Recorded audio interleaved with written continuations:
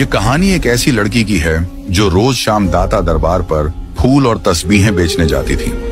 उस रोज भी वह अपना सामान समेटकर घर जाने की तैयारी कर रही थी कि अचानक एक नौजवान उसके सामने आकर खड़ा हो गया। लड़की पहले तो घबरा गई, लेकिन फिर उसने हिम्मत करके पूछा, दरबार तो बंद हो चुका है, आपको फूल किस लिए चाहिए? लड़के ने जवाब दिया, मेरा तो यही वक्त होता है दरबार पर आने का, मैं इसी वक्त हाजिरी देने आता हूं। लड़की को यह बात अजीब लगी, क्योंकि उसने पहले कभी इस वक्त उस लड़के को नहीं देखा था, मगर वह जितनी जल्दी हो सके घर पहुंचना चाहती थी, इसीलिए ज्यादा सवाल नहीं किए। लड़के ने फूलों की कीमत देने की कोशिश की, लेकिन लड़की ने पैसे लेने से मना कर दिया और वहां से जल्दी जल्दी निकल पड़ी। रास्ते में अंधेरा घिरने लगा था और लड़की को अचानक एहसास हुआ कि जैसे कोई उसके साथ चल रहा हो। उसने इधर उधर देखा, मगर वहां कोई नहीं था। तभी एक अजीब सी गहरी आवाज आई, अपना हिजाब ठीक करो। लड़की ठिठक गई, मगर आसपास कोई नजर नहीं आया। उसने घबराकर जल्दी से हिजाब संभाला और तेजी से घर की तरफ बढ़ गई। घर पहुंचते ही उसने दरवाजा जोर से खटखटाया। अम्मा ने दरवाजा खोला और लड़की का उतरा हुआ चेहरा देखकर घबरा गई। क्या हुआ, इतनी घबराई हुई क्यों हो? मगर लड़की ने कुछ नहीं बताया। उसे पता था कि अगर उसने सच्चाई बताई तो अम्मा उसे फिर से काम पर नहीं जाने देंगी। उसने बस इतना कहा, अम्मा तुम ही कहती हो कि मगरिब के बाद घर लौट आना चाहिए। उस रात लड़की को एक अजीब सपना आया। एक धुंधला सा चेहरा, गुस्से से भरी आंखें और वही आवाज, आज के बाद तुम्हारे सर से हिजाब ना उतरे। डर के मारे उसकी नींद खुल गई और तभी अजान की आवाज आई। लड़की ने राहत की सांस ली और वजू करने चली गई।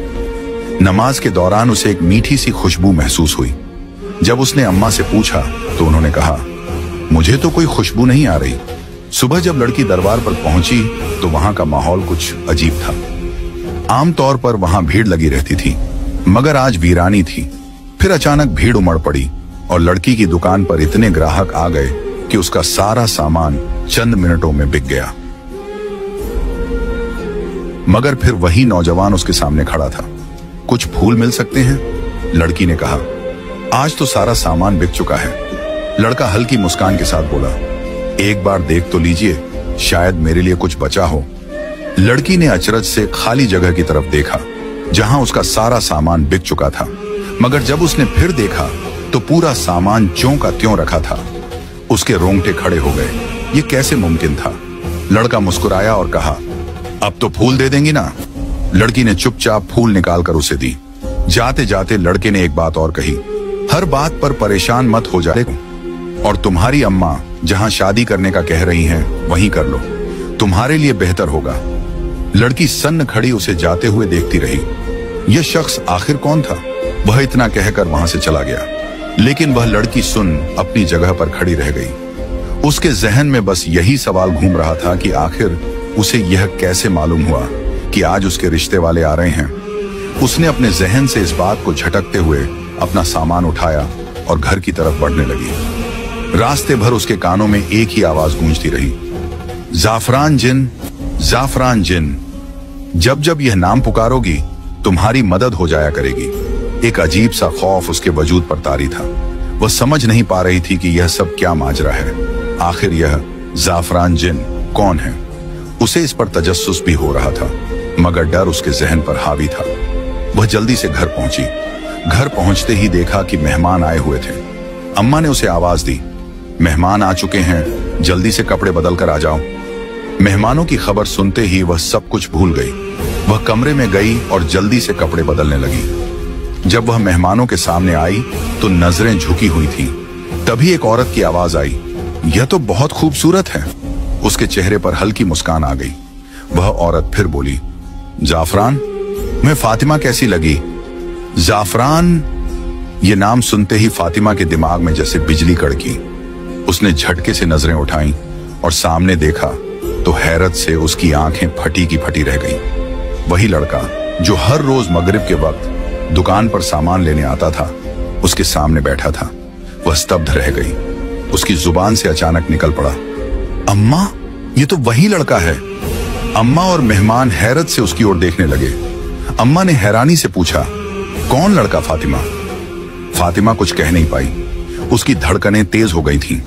वह अपने मन को समझाने की कोशिश कर रही थी कि यह वही शख्स कैसे हो सकता है। यह वही था जिसने कल रात उसे कहा था, हर बात पर परेशान मत हुआ करो और जहां अम्मा कह रही हैं वहां शादी कर लो। जाफरान हल्के से मुस्कुराया और बोला, फातिमा, अब तो तुम मुझे पहचान ही गई हो। उसकी इस बात पर फातिमा का खून जैसे जम गया। उसने किसी तरह खुद को संभाला और बोलने की कोशिश की, तुम कौन हो? जाफरान ने उसकी आंखों में गहराई से देखा और कहा, मैं वो हूं जो तुम्हारी हर पुकार पर तुम्हारे साथ होगा। जैसा कि मैंने कहा था, जब भी तुम जाफरान जिन पुकारोगी तुम्हारी मदद हो जाया करेगी। फातिमा की सांसें तेज हो गईं। उसके हाथ पैर ठंडे पड़ गए। उसे अब समझ आ रहा था कि पिछले कुछ दिनों से उसके साथ जो भी हो रहा था वह कोई आम बात नहीं थी। वह सोचने लगी, क्या यह इंसान है भी या नहीं? अम्मा और बाकी घर वाले कुछ समझ नहीं पा रहे थे। उन्होंने इसे एक आम रिश्ता समझा था, लेकिन फातिमा की हालत देखकर अम्मा ने धीरे से पूछा, बेटी क्या हुआ? तुम इतनी घबराई हुई क्यों हो? फातिमा ने जवाब देने के लिए मुंह खोला, मगर शब्द गले में अटक गए। उसकी आंखें जाफरान पर टिकी हुई थीं, जो अब भी उसी रहस्यमयी मुस्कान के साथ उसे देख रहा था।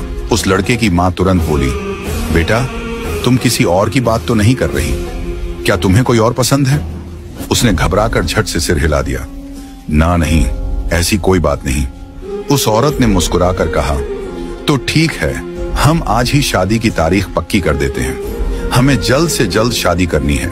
हमारा एक ही बेटा है और हमें उसकी शादी का बहुत अरमान है। अम्मा भी मुस्कुरा दी। मेरी भी बेटी सबसे बड़ी है। मैं भी उसकी शादी के लिए बहुत सोच रही थी, लेकिन उस लड़की के दिमाग में अब भी वही आवाजें गूंज रही थीं। जाफरान जिन। उसका दिल कह रहा था कि यह कोई मामूली बात नहीं, लेकिन आखिर यह माजरा क्या था? वह समझ नहीं पा रही थी और अजीब सी कशमकश में थी। उसे ख्याल आया कि क्यों ना वह अपने रब से मदद मांगे, लेकिन इस वक्त घर में सब जाग रहे थे। उसने फैसला किया कि तहज्जुद के वक्त दुआ करेगी। सुबह जब उसकी आंख खुली तो वह उसी कमरे में चली गई जहां कोई आता जाता नहीं था। अम्मा ने वहां घर का गैर जरूरी सामान रखा हुआ था। उसने चीजें हटाकर थोड़ी सी जगह बनाई ताकि वहां नमाज पढ़ सके। तहज्जुद की नमाज अदा करते वक्त उसे ऐसा महसूस हुआ कि उसके साथ कोई और भी इबादत कर रहा है। जब वह कुरानी आयतें पढ़ रही थी तो कोई और भी उसके साथ साथ उन्हें दोहरा रहा था। वह खौफजदा थी, लेकिन उसने नमाज नहीं तोड़ी। उसके दिल को इतना तो यकीन था कि जो भी यह वजूद है नेक रूह है, वरना वह उसके साथ इबादत ना कर रहा होता। उसने जल्दी से नमाज पूरी की और दुआ के लिए हाथ उठाए। तभी उसे एक धीमी सरगोशी सुनाई दी, अपनी दुआ लंबी कर लो और अपने लिए बेहतरी मांगो, तुम्हें वही मिलेगा जो तुम चाहोगी। उसे उस आवाज से अजीब सा सुकून मिल रहा था। उसके दिल को चैन आ रहा था। ऐसा लग रहा था कि वह हमेशा इसी आवाज को सुनती रहे। उसने अपनी दुआ लंबी कर ली, अपने नसीब की बेहतरी मांगी, हर वो चीज मांगी जिसकी वह ख्वाहिश कर सकती थी। उसे यकीन हो रहा था कि उसकी हर दुआ कबूल हो जाएगी। फिर उसने दुआ में यह भी मांगा, अगर जाफरान मेरे हक में बेहतर है तो मुझे मिल जाए। लेकिन बार बार जाफरान जिन की आवाजें उसके कानों में गूंज रही थीं। वह सोच ही रही थी कि आखिर यह सब क्या है। तभी उसने अपना चेहरा हाथ से पोंछा और जैसे ही पीछे मुड़ी उसके होश उड़ गए। उसके ठीक पीछे जाफरान खड़ा था। उसके मुंह से एक चीख निकल गई, तो तुम इस वक्त यहां? जाफरान मुस्कुराया, मैं अंधेरे में ही आता हूं। मुझे अंधेरा बहुत पसंद है। और तुम इतनी हैरान क्यों हो रही हो? तुम्हें तो अब हमेशा के लिए मेरे पास आना है। मेरा पूरा घर अंधेरे में डूबा रहता है, तुम वहां कैसे रहोगी? उसकी बातें अजीब और रहस्यमयी थीं। वो लड़की कुछ समझ नहीं पा रही थी। उसने कांपते हुए कहा, तुमसे मुझे खौफ महसूस हो रहा है। तुम यहां आए कैसे? दरवाजा तो बाहर से बंद था। जाफरान हल्का सा हंसा, जिन्हों को दरवाजे खोलने की जरूरत नहीं होती। वह लड़की सन्न रह गई। उसने ना में सिर हिलाया, नहीं, ये मुमकिन नहीं। क्या मतलब है तुम्हारी बात का? तुम एक जिन हो? नहीं, मैं एक जिन से शादी नहीं कर सकती। जाफरान ने गहरी नजरों से उसे देखा। अभी तो तुम्हें सुकून महसूस हो रहा था, अब मैंने सच बता दिया तो तुम डरने लगी। मुझसे खौफ मत खाओ। मैं तुम्हें कोई नुकसान पहुंचाने नहीं आया, बल्कि तुम तो मुझे बहुत पसंद हो। तुम्हारा यह हिजाब जो हर वक्त तुम्हारे सर पर रहता है, मुझे उससे इश्क है। उस लड़की के रोंगटे खड़े हो गए। हमारा रिश्ता आसमान पर तय हो चुका है, तुम्हें मुझसे शादी करनी ही होगी। वह घबरा कर तेजी से कमरे से बाहर भागी। उसके होश उड़े हुए थे। भागते हुए वह अम्मा से टकरा गई। अम्मा घबरा गई। क्या हुआ, कहां भाग रही हो? वह कांपती हुई बोली, अम्मा कमरे में जाफरान वहां है। अम्मा ने हैरानी से कहा, तुम्हारा दिमाग तो ठीक है, जाफरान वहां कैसे आ सकता है? तुम कैसी बहकी बहकी बातें कर रही हो? उसने कांपते हुए कहा, अम्मा वह इंसान नहीं है, वह जिन है, उसने खुद बताया। इतना सुनते ही अम्मा के चेहरे का रंग बदल गया। उन्होंने गुस्से में उसे एक थप्पड़ रसीद कर दिया और कहा, तुम्हारा दिमाग खराब हो गया है, क्या बकवास कर रही हो? तुम होश में भी हो? अम्मा के थप्पड़ की गूंज अभी भी उसके कानों में थी। उसकी आंखों में आंसू थे, मगर वह चुप थी। जिस मां ने उसे हमेशा प्यार दिया, आज वही उसकी बात पर यकीन करने को तैयार नहीं थी। उसका दिल भारी हो गया था। वह चुपचाप कमरे से बाहर निकली और अपने काम में लग गई। मगर उसके जहन में बस एक ही सवाल था, आखिर जाफरान चाहता क्या है? वह कौन था? और सबसे ज्यादा तकलीफ उसे इस बात की थी कि अम्मा ने उसकी एक भी बात पर यकीन नहीं किया। अभी वह इन्हीं ख्यालों में गुम थी कि अचानक किसी ने उसके सामने चंद हजार रुपए रख दिए। उसने हैरत से उन पैसों को देखा और जैसे ही नजर उठाई, उसका गुस्सा 7वें आसमान पर पहुंच गया। सामने कोई और नहीं बल्कि वही था, जाफरान। वह गुस्से से खड़ी हुई और झटके से उसका गिरेबान पकड़ लिया। तुम चाहते क्या हो? तुम हो कौन? चले जाओ यहां से। आइंदा के बाद मुझे अपनी शक्ल भी मत दिखाना। मगर जाफरान उसकी बात पर सिर्फ मुस्कुरा दिया। उसकी आंखों में अजीब सी चमक थी, जैसे वह हर चीज पहले से जानता हो। सोच लो, तुम्हारी अम्मा तो मुझसे ही तुम्हारी शादी करना चाहती हैं। और हाँ, एक बात और, आइंदा के बाद उनसे कुछ कहने की जरूरत नहीं है, वरना जिस तरह आज उन्होंने मेरे इशारे पर तुम्हारे साथ रवैया इख्तियार किया, वैसे ही वह आइंदा भी करेंगी। मैं उनकी आंखों पर पट्टी ही ऐसी बांध दूंगा कि उन्हें कुछ दिखाई ही नहीं देगा। उसके लहजे में नरमी थी, मगर शब्दों में एक अजीब सा डर समाया हुआ था। फातिमा के पैरों तले जैसे जमीन खिसक गई। तुमने मेरी अम्मा को कुछ किया है? उसकी आवाज कांप गई थी। जाफरान ने उसकी आंखों में झांका और हल्की मुस्कान के साथ कहा, तुम्हारी अम्मा सिर्फ तुम्हारी मां नहीं है, वह मेरी भी मां है। बस अब तुम्हें यह मान लेना चाहिए कि तुम्हारा और मेरा रिश्ता पहले से ही तय था। तुम्हारे इनकार करने से कुछ बदलने वाला नहीं है फातिमा। यह बात जितनी जल्दी समझ जाओगी उतना ही बेहतर होगा। फातिमा का जिस्म कांप उठा। उसका दिल कर रहा था कि वह भाग जाए, मगर उसके पैरों में जैसे जंजीरें बंध गई थी। तुम एक जिन हो, मैं तुमसे शादी नहीं कर सकती, मैं तुम्हारे साथ नहीं रह सकती। इस बार जाफरान ने लंबी सांस ली और एक कदम आगे बढ़कर उसके करीब आ गया। मैंने तुमसे पूछा था कि तुम्हें मेरी मदद चाहिए या नहीं। तुम्हें जब भी जरूरत होगी मैं तुम्हारे पास आ जाऊंगा। उसकी आवाज कानों में गूंजने लगी। वही शब्द, वही लहजा जो पहली बार उसने सुना था। फातिमा को महसूस हुआ जैसे उसकी दुनिया अचानक बदल गई हो। उसके सामने कोई आम इंसान नहीं था, बल्कि एक ऐसा वजूद था जो उसकी सोच से परे था। उसने उससे पूछा, मैंने तुम्हारा क्या बिगाड़ा है? तुम मेरे साथ ये सब क्यों कर रहे हो? तुम चाहते क्या हो? उस जिन्न ने जवाब दिया, मैं तुम्हें चाहता हूं, मैं तुमसे शादी करना चाहता हूं। कितनी बार बताऊं? लड़की ने स्पष्ट रूप से कहा, तुम एक जिन्न हो और मैं यह हकीकत जान चुकी हूं। इसके बावजूद भी तुम्हें इतना यकीन क्यों है कि मैं तुमसे ही शादी करूंगी? मैं तुमसे किसी भी सूरत में शादी नहीं करूंगी और तुम ये बात आज ही लिख लो। साफरान, जो कि वह जिन्न था, गहरी नजरों से उसे देखते हुए बोला, मुझसे शर्त मत लगाना और मेरी अना को ललकारना मत, वरना तुम खुद मजबूर हो जाओगी यह कहने पर कि तुम्हें मुझसे ही शादी करनी है। लड़की की आंखों में आंसू आ गए। उसकी बातें उसे तकलीफ दे रही थी। उसने गुस्से में कहा, तुम यहां से चले जाओ। जब मैं ही तुमसे शादी करने के लिए राजी नहीं हूं तो तुम क्यों जिद कर रहे हो? मैं तुम्हारे साथ कभी खुश नहीं रह सकती। मैं एक आम इंसान हूं और एक इंसान के साथ ही शादी करना चाहती हूं। यह सुनकर जिन्न आग बबूला हो गया। उसने लड़की का हाथ पकड़ लिया और बोला, मुझे बस 2 मिनट लगेंगे तुम्हें यहां से लेकर जाने में, फिर तुम बैठी रहना अपनी मनमर्जियां करती हुई। मैं तुम्हें नहीं रोकूंगा, लेकिन तुम मेरी दुनिया में चली जाओगी, मेरी बस्ती में, जहां पर मेरा राज चलता है। वहां तुम मेरे हाथों की कठपुतली बनकर रह जाओगी। लड़की डर से कांप गई।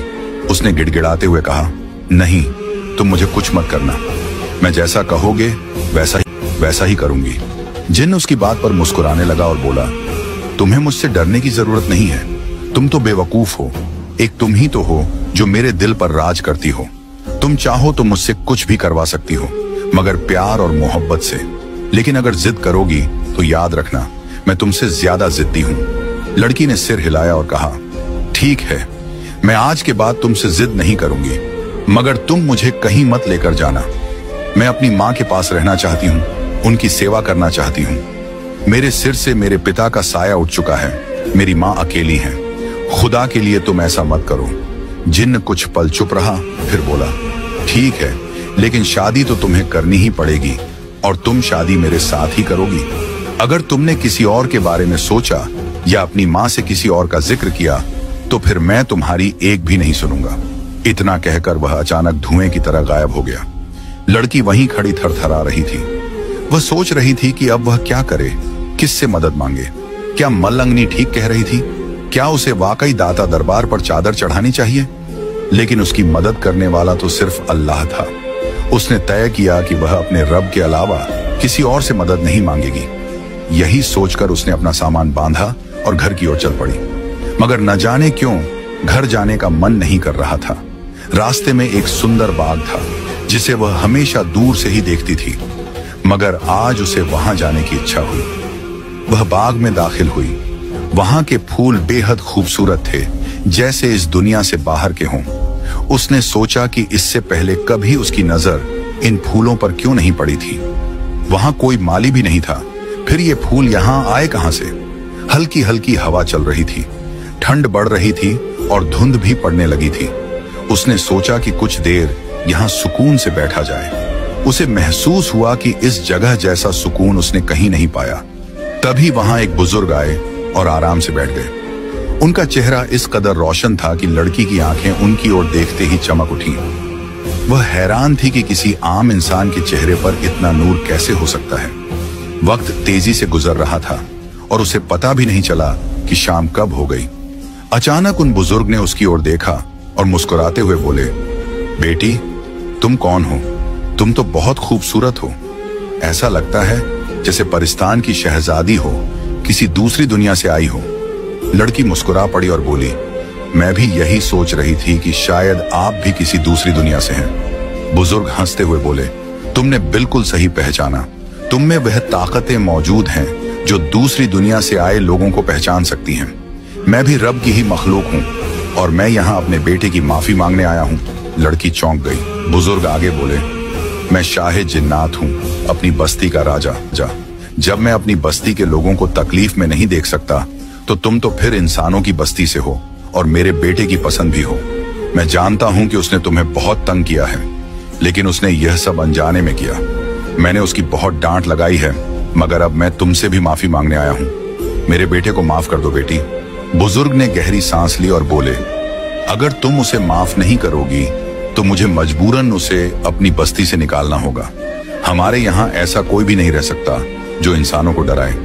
हम तो प्यार और मोहब्बत बांटने वाले हैं। अगर हमारी बस्ती में कोई ऐसा करता है तो उसे बहुत सख्त सजा मिलती है। बताओ बेटी, क्या तुम उसे माफ कर दोगी? इसे यूं समझो कि तुम्हारा बाप तुमसे कुछ मांग रहा है। बुजुर्ग की बातें सुनकर लड़की की आंखों में आंसू आ गए। शाह जिन्नात आगे बोले, अगर तुम शादी के लिए हाँ कर दोगी तो हमारी बस्ती का बड़ा मसला हल हो जाएगा। हमारी बस्ती में एक नेक इंसान की जरूरत है, क्योंकि हमारी बस्ती पर एक बद्दुआ है और सिर्फ एक इंसान ही हमें इससे निकाल सकता है। बुजुर्ग ने उससे कहा, अगर एक इंसान की शादी किसी जिन्नजादे से हो जाए तभी हमारी बस्ती बद्दुआ से पाक हो सकती है। बताओ बेटी, क्या तुम मेरे बेटे से शादी करोगी? क्या तुम हमें इस बद्दुआ से निकालोगी? लड़की यह सुनकर सन्न रह गई। उसे समझ नहीं आ रहा था कि वह इतनी बड़ी जिम्मेदारी कैसे उठा पाएगी। वह बोली, मैं इस काबिल नहीं हूं और न ही इतनी बड़ी जिम्मेदारी उठा सकती हूं। मैं यह सब कैसे करूंगी? बुजुर्ग ने गहरी सांस ली और कहा, खुदा ने तुम में वह ताकतें रखी हैं जिससे तुम इस जिम्मेदारी को उठा सकती हो और हमें इस मुश्किल से निकाल सकती हो। क्या तुम नहीं चाहोगी कि जब तुम दुनिया में आई हो तो किसी की मदद करके जाओ? ये तुम्हारी भी नेकी होगी और हमारी भी मदद हो जाएगी। हमें तुम्हारी जरूरत है और मैं जानता हूं कि तुम हमारी जरूरत को पूरा करोगी। बोलो बेटी, करोगी ना? बुजुर्ग की इल्तिजा ने लड़की के दिल पर असर किया। वह खुद हैरान थी कि उसे उस पर क्यों तरस आने लगा। बिना सोचे समझे उसके मुंह से निकल गया, हाँ, मैं तुम्हारी मदद करने के लिए तैयार हूं। जैसे ही उसने ये शब्द कहे, उसे महसूस हुआ कि वह किसी ट्रांस जैसी स्थिति में थी। उसे यकीन ही नहीं हो रहा था कि उसने यह फैसला कैसे कर लिया। ऐसा लग रहा था जैसे किसी ने उससे यह अल्फाज कहलवा दिए हों। तभी अचानक उसकी आंखें बंद हो गईं और जब उसने फिर से आंखें खोली तो वह बुजुर्ग वहां से गायब हो चुके थे। उसने इधर उधर देखा, लेकिन अब वह खूबसूरत बाग जहां वह बैठी थी अचानक गायब हो गया था। वह जगह अब सुनसान लगने लगी थी। तभी एक औरत पास आई और कहने लगी, लड़की, तुम कौन हो? इतनी खूबसूरत होकर कचरे के ढेर में क्यों बैठी हुई हो? लड़की ने हैरानी से उसकी तरफ देखा। उसे यकीन नहीं हुआ कि वह क्या कह रही थी। कचरे का ढेर? लड़की ने खुद से सवाल किया।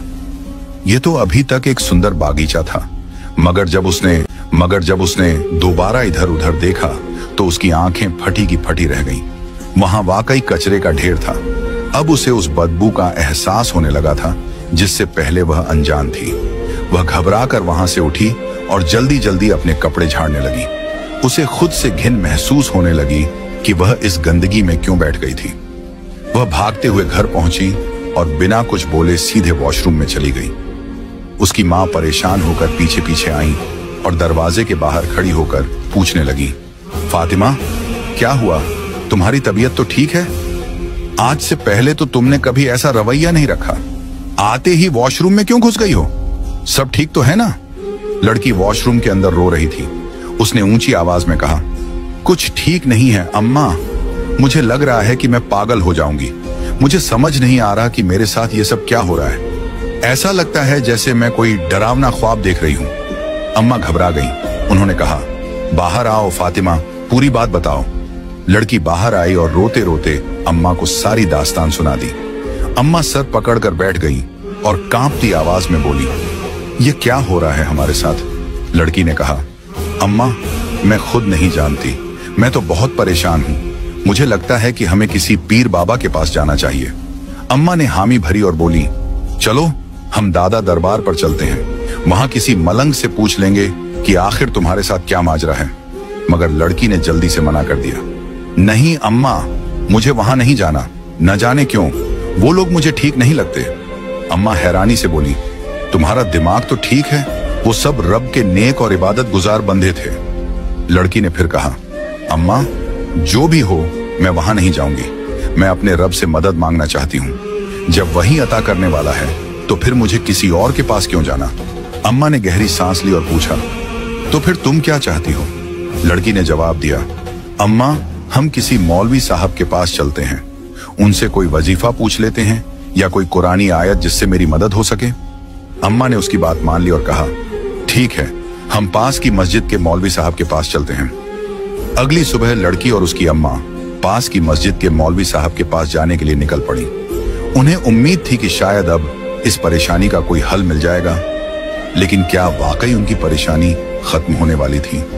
जब उसने अपने हालात इमाम साहब को बताए तो वे भी गहरी सोच में पड़ गए। उन्होंने कुछ देर तक चुप रहकर सोचा, फिर बोले, तुम लोग जुमेरात की रात मेरे पास आओ। मैं देखता हूं कि इस मामले में क्या किया जा सकता है। फातिमा ने घर आकर अपनी अम्मा से कहा कि वह कुछ दिन तक काम पर नहीं जाएगी। अम्मा ने हामी भर ली और कहा, कोई बात नहीं, हो सकता है कि ज्यादा काम की वजह से तेरा दिमाग थक गया हो, इसीलिए तुझे यह सब महसूस हो रहा हो।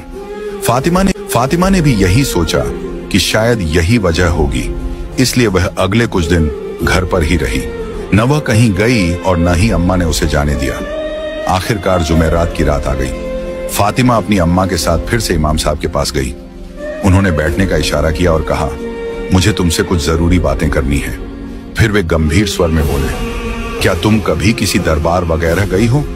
फातिमा ने हाँ में सिर हिलाया और कहा, हाँ, मैं दाता दरबार के बाहर तस्बीह और फूल बेचती हूँ। इमाम साहब गहरी सांस लेकर बोले, यही वजह है, वहां से एक जिन्न तुम पर आशिक हो गया है। तुम्हारी खूबसूरती पर वह फिदा हो चुका है और इसीलिए वह हर जगह तुम्हारे आसपास रहता है। उसने तुम पर हावी होने की कोशिश की है।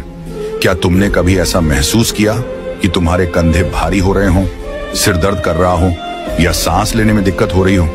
फातिमा चौंक गई और झट से सिर हिलाकर कहा, हाँ, अक्सर ऐसा होता है, खास तौर पर जब मैं दरबार से वापस आती हूं। इमाम साहब ने सिर झुकाया और कहा, तब तो यकीनन वह तुम्हारे साथ ही आता है, लेकिन घबराने की जरूरत नहीं है। मैं तुम्हें एक अमल बताता हूं जिसे तुम्हें 7 दिन तक करना होगा। फातिमा ने बिना किसी झिझक के हामी भर ली। इमाम साहब ने उसे सूरज जिन का वजीफा बताया जो सुबह तहज्जुद के वक्त करना था। हालांकि तहज्जुद के वक्त फातिमा को अजीब सा खौफ महसूस होता था। उसे लगता था कि कोई उसके साथ खड़ा होकर इबादत कर रहा है, लेकिन उसने हिम्मत नहीं हारी और जैसे तैसे 7 दिन तक यह वजीफा किया। आखिरी दिन जब उसने वजीफा पूरा किया तो उसे महसूस हुआ कि उसके कंधों से कोई भारी बोझ उतर गया हो। उसे अजीब सा सुकून महसूस हुआ, जैसे किसी ने उसकी तकलीफ छीन ली हो। वह फौरन इमाम साहब के पास गई और बताया, मौलवी साहब, मैंने 7 दिन का वजीफा पूरा कर लिया है। इमाम साहब मुस्कुराए और बोले, अब 7 दिन तक सूरह रहमान की तिलावत करो। अपने पास एक पानी का गिलास रखना। जब सूरह रहमान मुकम्मल हो जाए तो 3 बार दिल में मोहब्बत के साथ अल्लाह कहना और फिर उस पानी को पी लेना। इंशाअल्लाह इसके बाद तुम्हें कोई असरात नहीं होंगे। फातिमा ने ऐसा ही किया। 7वें दिन जब वह सोई तो उसे ख्वाब में जाफरान नाम का एक जिन्न नजर आया। उसने नरमी से कहा, अच्छा होता अगर तुम मेरी दुनिया में मेरे साथ आ जाती, लेकिन कोई बात नहीं, हमारा रिश्ता हमेशा रहेगा। तुम जब भी मुझे दिल से याद करोगी मैं तुम्हारे आसपास ही रहूंगा। मैं जानता हूं कि तुम मुझसे डरती हो, लेकिन घबराओ मत, मैं तुम्हें कभी नुकसान नहीं पहुंचाऊंगा, ये मेरा तुमसे वादा है। फातिमा ख्वाब में ही सिहर गई। जाफरान ने आगे कहा, तुम्हारी पाकीज़गी, तुम्हारा हिजाब, तुम्हारी इबादत, यही वजह थी कि मैं तुमसे मोहब्बत करने लगा। तुम्हारे जिस्म से नहीं बल्कि तुम्हारी रूह से। इसीलिए मैं तुम्हें आसानी से छोड़कर जा रहा हूं, लेकिन अगर कभी तुम्हें मेरी जरूरत महसूस हो तो मुझे मोहब्बत से याद करना। फिर वह धीमे स्वर में बोला, स्टोर रूम में खिड़की के पास एक खूबसूरत माला रखी है। अगर तुम चाहती हो कि मैं तुम्हारे पास आया करूं तो उस माला को अपने गले में डाल लेना और जब भी मुझे याद करना हो उसे हाथ में पकड़ लेना। मैं तुम्हारे पास चला आऊंगा। फातिमा घबरा कर उठ गई। उसने तुरंत अम्मा को जगाया और सारी बात बताई। अम्मा भी चौंक गईं और बोली, चलो इमाम साहब से पूछते हैं कि यह सब क्या है। जब वे इमाम साहब के पास पहुंची तो उन्होंने फातिमा की पूरी बात सुनी और गंभीरता से बोले, वह कोई बुरी रूह नहीं थी बल्कि नेक जिन्नात में से था। इसीलिए उसने तुम्हें नुकसान नहीं पहुंचाया बल्कि तुम्हारी मदद का रास्ता भी दिखा गया। अगर कभी तुम्हें उसकी जरूरत महसूस हो तो उसे याद कर सकती हो, वह तुम्हारी मदद के लिए जरूर आएगा। फिर उन्होंने एक और बात कही, अगर तुम चाहती हो कि तुम्हारा और उसका रिश्ता नेक राह पर बना रहे तो हर जुमेरात को उसी स्टोर रूम में बैठकर सूरज जिन की तिलावत कर लिया करो। इससे न सिर्फ तुम्हारी मदद होगी बल्कि उसकी भी। फातिमा अब समझ चुकी थी कि उसकी जिंदगी में जो कुछ भी हुआ वह कोई बुरा ख्वाब नहीं था बल्कि एक सच्चाई थी, और अब उसे अपनी इबादत और अल्लाह की रहमत पर पूरा यकीन था।